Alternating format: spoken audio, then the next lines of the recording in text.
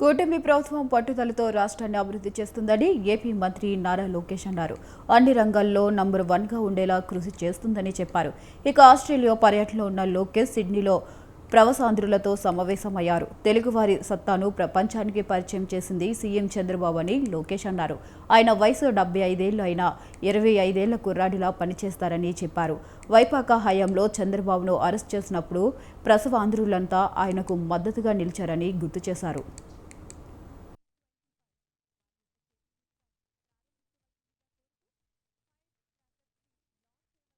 అసలు తెలుగు జాతికి గుర్తింపు అందించిన వ్యక్తి విశ్వవిఖ్యాత నట సార్వభౌమ స్వర్గీయ శ్రీ నందమూరి తారక రామారావు గారు. అసలు తెలుగోడి పౌరుషాన్ని ఢిల్లీకి పరిచయం చేసిన వ్యక్తి అన్న ఎన్టీఆర్. ఆనాడు మన ప్రభుత్వాన్ని బర్తరఫ్ చేస్తే ఢిల్లీనే గడగడలాడించి తిరిగి ఎమ్మెల్యే ఆయన ముఖ్యమంత్రి అవుతాం కూడా మనందరం చూసాం. ఆయన ఏ ఆశయాలతో అయితే తెలుగుదేశం పార్టీని స్థాపించారో అక్కడి నుంచి జననాయకుడు మన నాయకుడు చంద్రబాబు నాయుడు గారు ముందరికి తీసుకెళ్తాం జరిగింది. చంద్రబాబు నాయుడు గారు అసలు తెలుగుడి సత్తా ప్రపంచానికే పరిచయం చేశారు. 1995లో పెద్ద ఎత్తున సంస్కరణలు తీసుకొచ్చి ఐటీ విద్యని మనందరికీ దగ్గర చేస్తాం జరిగింది. ఆనాడు చాలామంది ఎగతాళి చేశారు. ఇప్పుడిప్పుడు ఆ వీడియోలు బయటకు వచ్చినాయి. కంప్యూటర్ అన్నం పెడుతుందా, ఫ్లైఓవర్లు కడితే అభివృద్ధి అయినట్ట, ఎయిర్పోర్ట్ వల్ల ఏమవుతుందని అడిగిన వాళ్ళందరి నోరులో ఈరోజు మాట రాని పరిస్థితి. అంతేకాదు ఆయన వయసు 75 అయినా ఇప్పటికీ 25 సంవత్సరాల కుర్రోళ్ళకు పరిగెడతారు. చాలామంది మిమ్మల్ని ఎన్ఆర్ఐలు అంటారు, నేను మటుకు ఎంఆర్ఐ అంట, అంటే మోస్ట్ రిలయబుల్ ఇండియన్స్. సముద్రం దాటి వెళ్ళినా ఎప్పుడు మీ మనసు ఆంధ్ర వైపే ఉంటుంది. సొంత మాతృభూమిపై మీరుంటారు.